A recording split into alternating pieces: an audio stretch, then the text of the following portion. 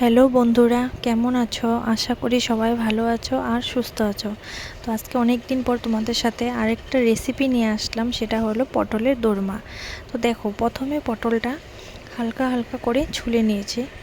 তারপর সেটার ভিতরে একটা চামচের সাহায্যে তার ভিতরের অংশগুলো বের করে নেব।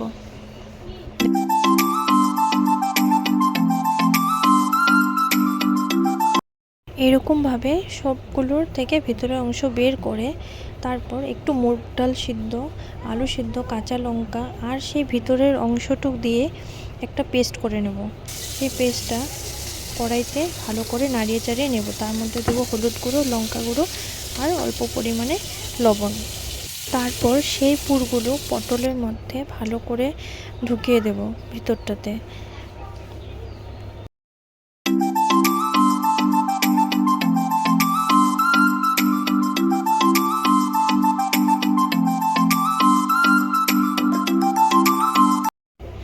তারপর কড়াইতে দেব সাদা তেল আর বেসনটা আমি আগেই ম্যারিনেট করে রেখেছি।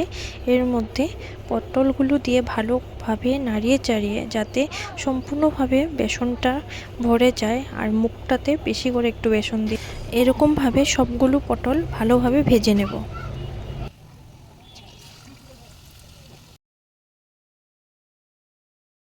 তারপর কড়াইতে দেব সাদা তেল আর তেজপাতা, শুকনো লঙ্কা, গোটা গরম মশলা ফোড়ন।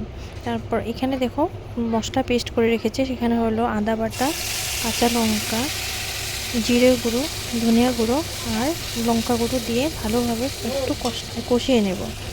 তারপর দেব কাশ্মীরি লঙ্কা গুঁড়ো আর পরিমাণ মতন লবণ আর হলুদ গুঁড়ো।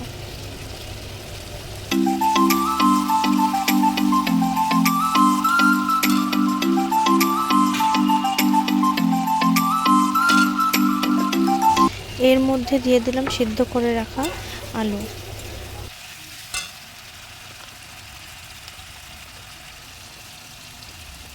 এখন দেব স্বাদ মতন লবণ আর হলুদ গুঁড়ো।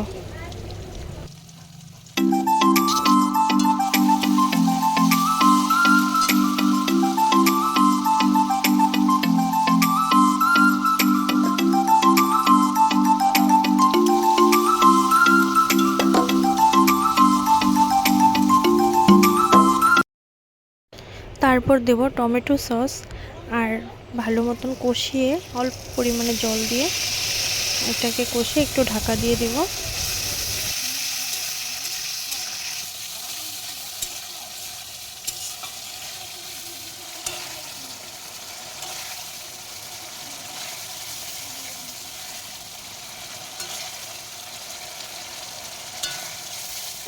যখন মশলার গা থেকে তেল ছাড়বে তারপর সেটার মধ্যে সেই ভেজে রাখা পটলের পুরগুলো দিয়ে ভালো করে নেড়ে চেড়ে অল্প পরিমাণে ঝোল দিয়ে নামিয়ে দেব।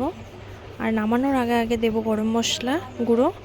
আমার পটলের দোরমা রেডি। যদি তোমাদের এই ভিডিওটা ভালো লাগে তাহলে লাইক, কমেন্ট আর শেয়ার করে দেবে। আর প্লিজ আমার এই চ্যানেলটাকে সাবস্ক্রাইব করে দেবে।